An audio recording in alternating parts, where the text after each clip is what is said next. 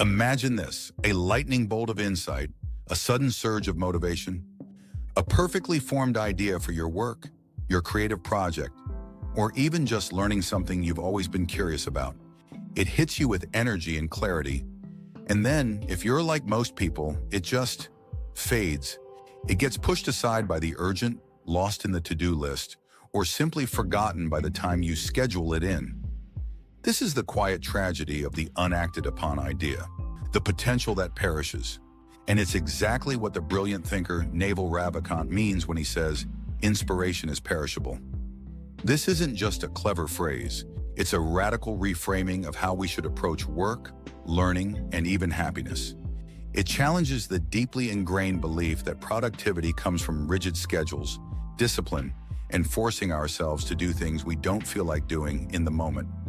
Naval argues the opposite, that our moments of genuine inspiration aren't fleeting accidents to be scheduled later, but critical signals demanding immediate action.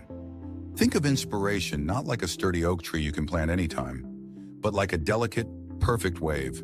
It crests, full of power and potential for a brief moment. If you try to catch it later, the moment's gone. The water's flat again. That specific energy, that perfect alignment of your mental state and the task, is incredibly fragile. It has a shelf life, and that shelf life is short. We've been conditioned to believe that acting on impulse or following our energy is lazy or undisciplined. We create schedules, we build routines, and we tell ourselves, I'll do the creative work between 2 and 3 p.m., or I'll learn that skill on Saturday morning. But how often does that time arrive and you just don't feel it? The spark is gone. The inspiration has perished. Now that scheduled task feels like pulling teeth. It requires immense willpower, and the quality of the work or the learning often suffers. Naval gives a prime example with learning. He says, if I want to learn something, I do it at the moment of curiosity.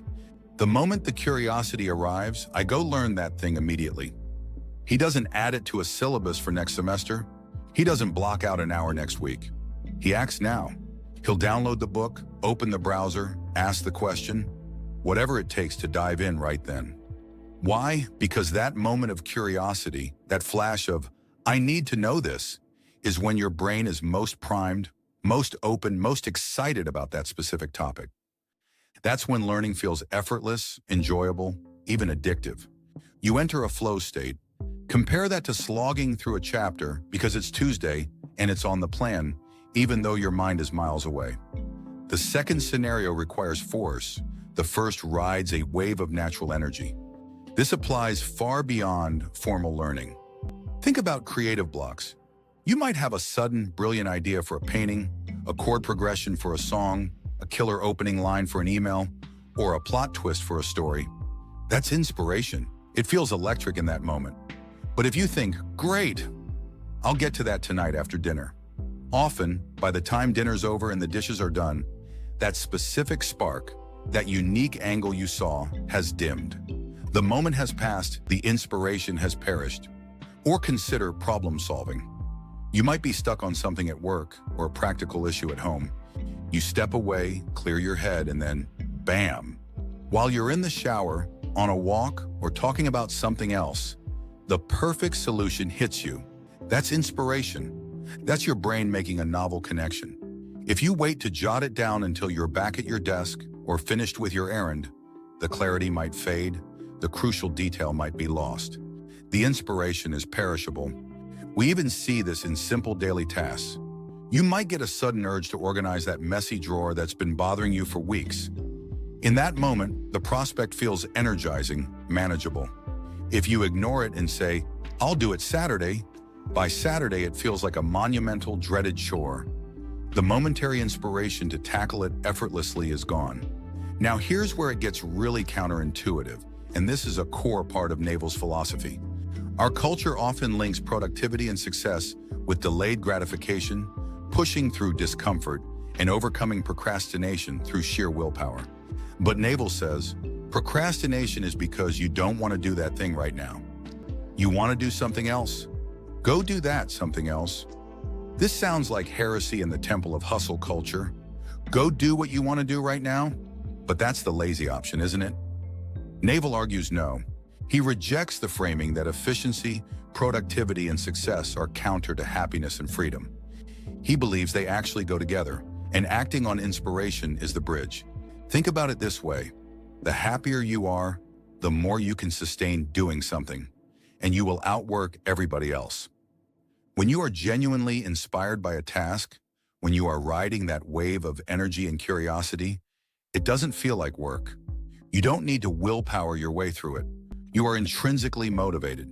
You can focus deeply for extended periods without feeling drained.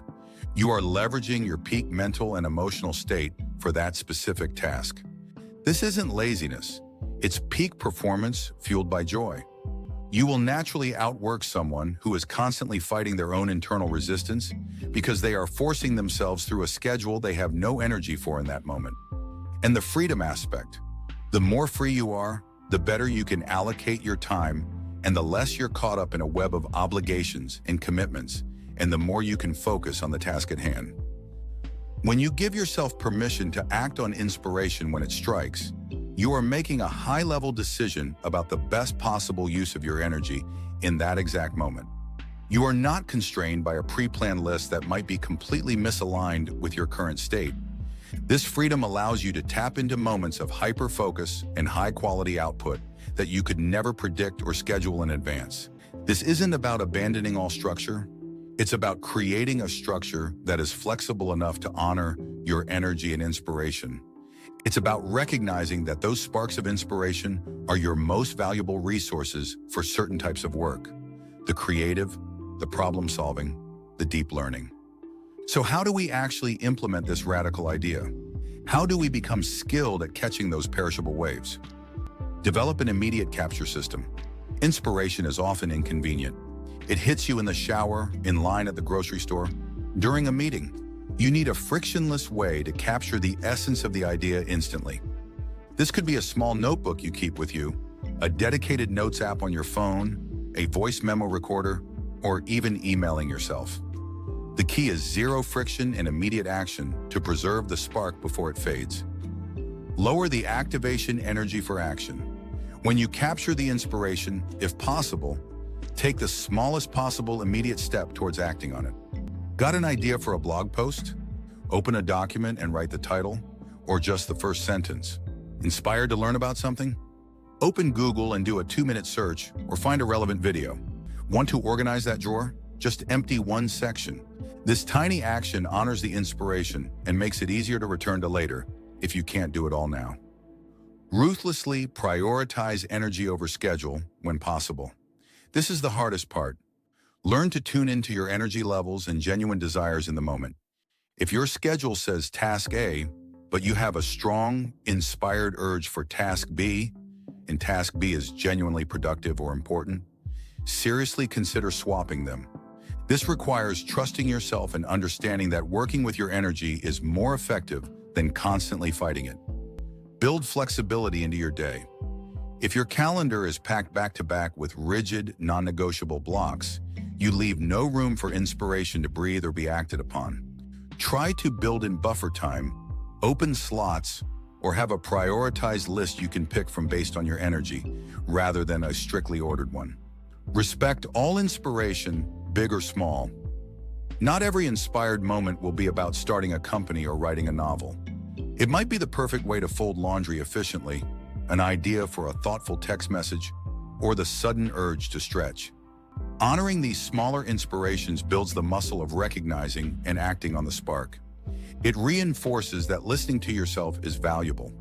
Naval Ravikant's idea that inspiration is perishable is more than just an observation. It's an invitation to a different way of living and working. It's a call to stop fighting ourselves, to stop letting our best ideas die on the vine, and to start riding the powerful, joyful waves of our natural curiosity and energy. It feels counterintuitive because it demands we trust our internal signals over external demands or rigid systems. But by doing so, we unlock a level of effortless productivity, deep learning, and genuine happiness that traditional methods often miss. Don't let your next moment of inspiration perish. Capture it, act on it, see where that wave takes you. It might just be the most productive, fulfilling thing you do today. What's one inspired idea you've let slip away recently? And what's one you could act on, even just for 5 minutes right now? Let me know your thoughts in the comments below. If this idea resonated with you, give this video a like and subscribe to the channel for more ways to rethink how you work, learn, and live. Thanks for watching, and I'll see you in the next video.